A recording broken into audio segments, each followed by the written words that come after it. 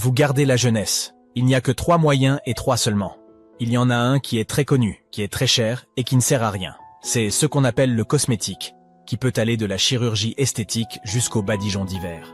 Quelle que soit la technique utilisée, elle ne sert à rien pour réparer des ongles irréparables.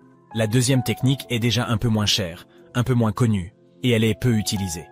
C'est de faire des exercices, c'est-à-dire de se lever de bon matin, d'aller marcher par 2 heures, de vivre au grand air, et ainsi de suite, c'est-à-dire de faire des exercices.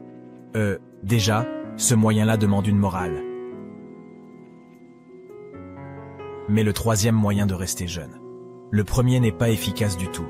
Le second est un peu efficace car on voit en effet des vieillards verts qui ont encore bon pied bon œil et qui savent marcher ou escalader les parois. Le troisième moyen est absolument gratuit et totalement inconnu, et jamais je n'ai rencontré un médecin qui le conseille assez à ses patients. C'est tous les jours lire un texte un peu difficile, et tous les jours écouter un raisonnement un peu difficile, et tous les jours faire un effort intellectuel. Parce que la vieillesse, c'est toujours le gâtisme. Et donc je m'adresse maintenant aux téléspectateurs. Si depuis 30 ans, vous regardez à la télévision les téléfilms que l'Amérique nous envoie pour s'assurer de la débilité profonde de toute l'humanité, vous êtes en état de vieillissement foudroyant. Et si, au contraire, au lieu de regarder ça, vous prenez un livre un peu difficile, par exemple, ce livre un peu difficile, et que vous essayez de comprendre une seule page pendant 10 minutes, vous êtes sûr de rajeunir. Et ça, c'est parfaitement gratuit.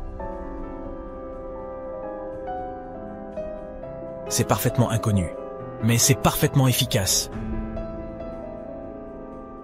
C'est-à-dire que le vrai secret de la jouvence, eh oui, il est dans la tête. Alors donc, plus de téléfilms à la mode américaine. Lisez donc des livres, et je le répète, difficiles, pas des livres faciles. Apprenez des choses difficiles.